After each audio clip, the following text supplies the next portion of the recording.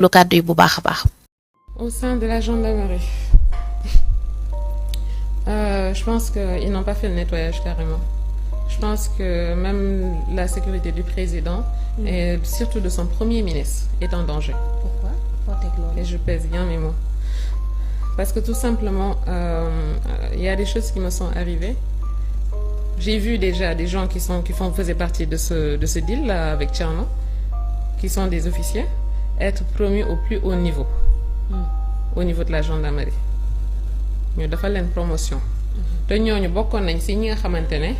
ñoom ñoo doon arrêté Ousmane Sonko di ko sonal pendant les manifestations. Donc j'ai pas compris lu tax ñu def leen à des postes aussi élevés. Parce que postes yooyu day tax président Diomaye comme le premier ministre Ousmane Sonko du ñu nekk en sécurité. On parle de manière, c'est la sécurité nationale moom amul solo. On parle de notre sécurité. Le président Diomaye et son premier ministre, cet officier-là, très haut placé. Mais il est toujours à la gendarmerie. Il est à la gendarmerie, très haut placé, qui n'est pas n'importe qui et qui peut mettre en danger la sécurité du président Diomaye comme de notre premier ministre, parce que c'était un homme proche de Thierno Domba, cet officier-là. C'était un homme proche de général Moussa Fall. C'était un homme itamit bi nga xamante ne il était dans si deal yu bëree bëri bokkoon na ci ñi gënoon sonal Ousmane Sonko di ko arrêté lu fu nekk. Cet officier-là est toujours là-bas, promu. Papa nekk xaritu Macky Sall ñu teg ko foofu. Mais loolu problème de sécurité nationale la te loolu man su ma ko noppi waale suba problème mën na am. Kenn ñaanu ko yàlla comme Thomas Sankara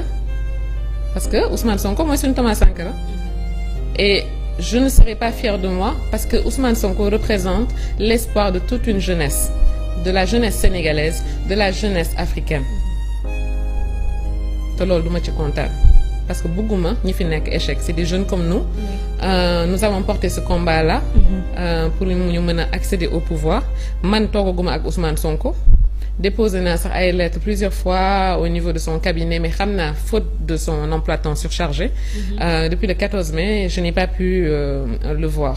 Parce que même yi may wax nii yëpp dama bëggoon toog ak moom pour expliquer ko lu bëree bëri. c'est lu ma xam pour mën ko jàppale ci yenn dossiers pour ñu mën avancer de même que le président Diomaye j'ai pas pu. Donc j'étais obligée à un moment donné de sortir.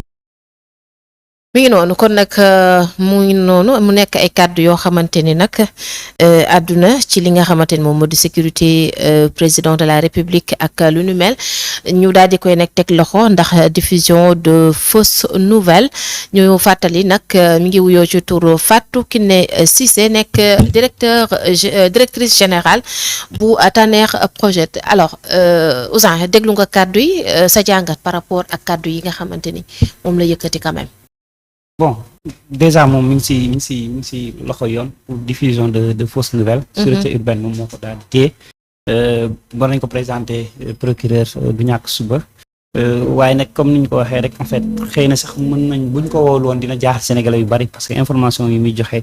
dafa ak sensibilité bi ci nekk parce que nga dem bay wax ni premier ministre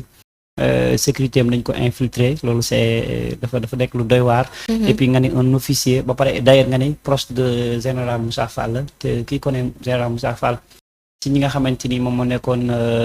au commandant de la gendarmerie nationale. voilà nga xamante ni moo remplacé Jean-Baptiste Tine.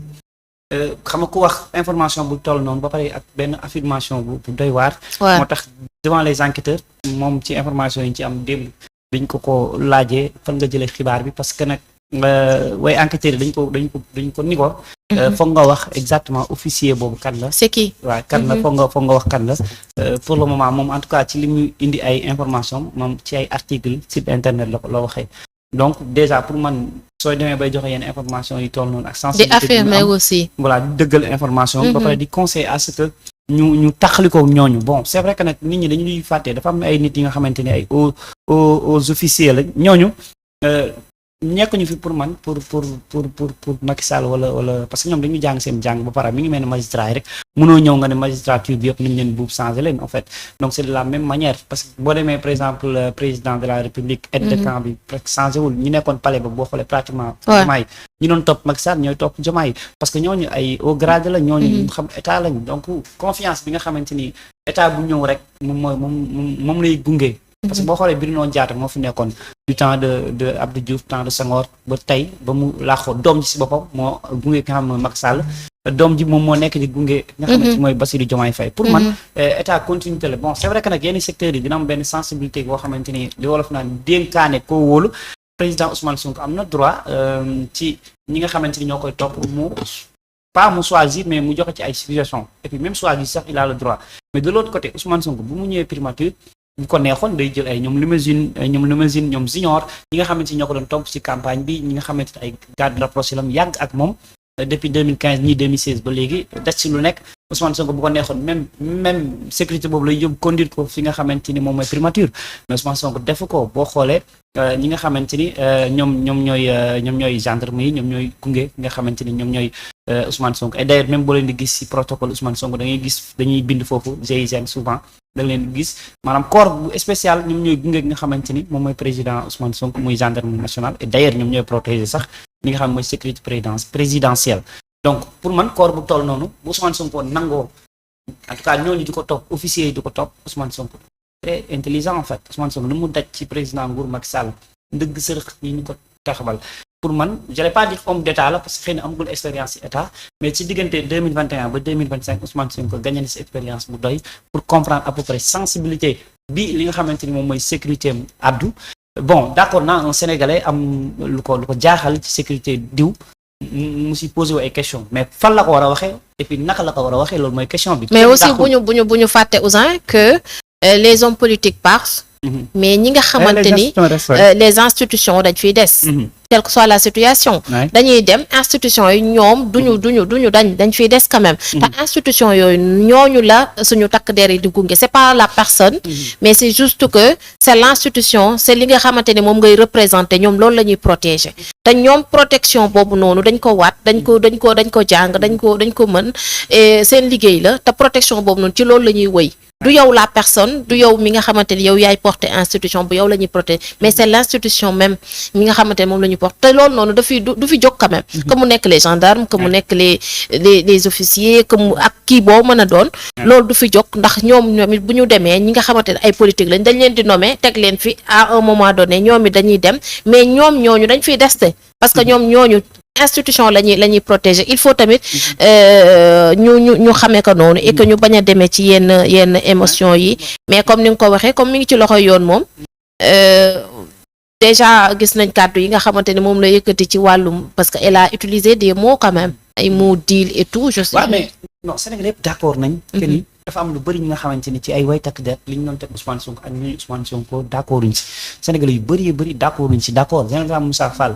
ñu bëri gestion ñu bëri jàpp nañ ni am na lu ci doy waar lu ci amul parce que si on se rappelle lan moo fi amoon Jean-Baptiste Tine moom moo fi nekkoon Jean-Baptiste Tine moom moo nekkoon commandant de la gendarmerie nationale bi l'affaire Adji Sarr Ousmane Sonko amee coole bi ma baree moom nangul woon exposer ay nitam nangul woon jël ay nitam teg leen ci tali bi pour ñu jàmmaloo xale yi ci ay mbir yi nga xamante ni d'accord ci woon moom Jean-Baptiste Tine ci la ñu indee général Moussa Fall ndax li muy def li mu fi jot a def ñëpp gis nañ ci li nga bëri nga xam Sénégal yu bëri d'accord uñ si ndax ñaata nit lañ fi torturé ñaata nit lañ fi rey te loolu yëpp du ma ni si ñoom la mais am nañ ci ay responsabilités ñi nga xam ñoo ñàkk seen bakkan léegi nag général Moussa Fall bu fekkee dafa am ko jege te xam nañ général Moussa Fall ñi fi nekkoon maanaam ñi fi nekk nii d'accord woon ak ci li mu doon def moom général Moussa Fall bu dekkee dafa am ay nitam yu jege Ousmane Sonko dëgg la man bañu ma ni information bu am naa ak amul maanaam discuter ma ci am naa ak amul mais dama ni information bu toll ak sensibilité bi ci nekk waroo toog si télé di ko wax moom na xëy na def na démarche parce que wax na ko nee na def na démarche bind na ay lettres pour jege Ousmane Sonko pour mën a toog ak moom mais ça ne vous donne pas le droit en fait rek toog exposer ko nii pour man du et en plus comme tu l'as dit lu jógee ci enquête yi elle n'a pas donné de preuve waaw joxul tur waaye te joxegul tur même bu fekkee am na ay tur yoo xam ne da ko garder pour moom devant les enquêteurs xëy na plus tard demain ou après demain devant le procureur xëy na dina ko wax même bu koy wax sax pour man la personne concernée muy Ousmane Sonko waroon na jéem def lu mu man ba toog Ousmane Sonko waaye nag télé toog si télé di ko wax ak ni mu ci nekkee à l'aise noonu te sécurité nationale la parce que Ousmane Sonko Bassirou Diomaye Faye seen sécurité boo nee ñoom ñaar wala surtout Ousmane Sonko nga ne sécurité nañ ko infiltrer loolu du xibaar bu ndaw quoi bu nit ki war a joxe ni man sañumaa toog nii rek wax ko nii comme ça mais heureusement ba woon nañ ko pour mu leer léegi nag li ñu ko laaj c'est simple mooy officier bi kan la ak lan moo tax nga wax ko léegi yooyu ay preuve yu mu war a teg ci table li su ko indiwul bon après dina si mën a am problème loo xamante ni bon yéene wuñ ko quoi. mais Ousmane Sonko moom ñëpp xam nañ ni ñi fi nekkoon ñu bëri wax dëgg yàlla ànd ak ñoom te ñi ànd ak ñoom am na ñoo xam ne ñu ngi fi léegi ba léegi ci li nga xamante ni moom mooy justice bi quoi.